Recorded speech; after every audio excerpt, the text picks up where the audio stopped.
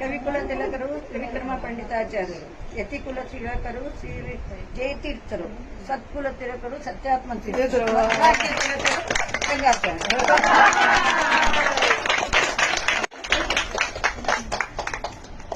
ಶ್ರೀಕೃಷ್ಣನು ಗೋಕುಲದಲ್ಲಿ ಬೆಣ್ಣೆ ತಿಂದನು, ಗೋಪಿಯರನ್ನು ಕಾಡಿ.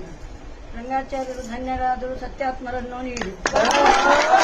ಮಾಯಾಸುರನಿಂದ ರಚಿತವಾದ ಅಪ್ರತಿಮ ಕಲಾಪ್ರೌಢೆಯಿಂದ ಶೋಭಾಯಮಾನವಾದ ಮಂದಿರದಲ್ಲಿ ಯುಧಿಷ್ಠಿರನು ಹೂಡಿದನು ರಾಜಸೂಯ ಯಾಗವನ್ನು. ಆ ಯಾಗಕ್ಕೆ ಕರೆಸಿದನು ಅಖಿಲ ಬ್ರಹ್ಮಾಂಡ ನಾಯಕನಾದ ಶ್ರೀಮನ್ನಾರಾಯಣನನ್ನು. ರಂಗಾಚಾರ್ಯರ ಹೆಸರು ಹೇಳನು ಏನೋ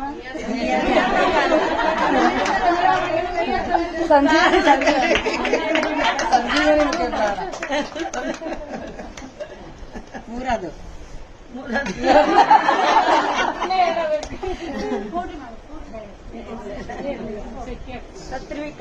ಸತ್ರಿವಿಕ್ರಮನೆಂಬ ಮೂರ್ತಿಯಾಗಿಯ ಸರ್ವೋತ್ತಮನ ವಾಮಪಾದೋತ್ತಮ ಅಂಗುಷ್ಟನಕ ಒತ್ತಿ ಮೇಲ್ ಬ್ರಹ್ಮಾಂಡ ಕತ್ತಿ ಕರ್ಪರ ಹೊಡೆದು ಇತ್ತ ಬಂದ ಹರಿಪಾದ ಒತ್ತಿ ತೊಳೆದುದರಿಂದ ಭಗವತ್ಪದಿ ಎನಿಸಿದಳು ಭಾಗೀರಥಿ.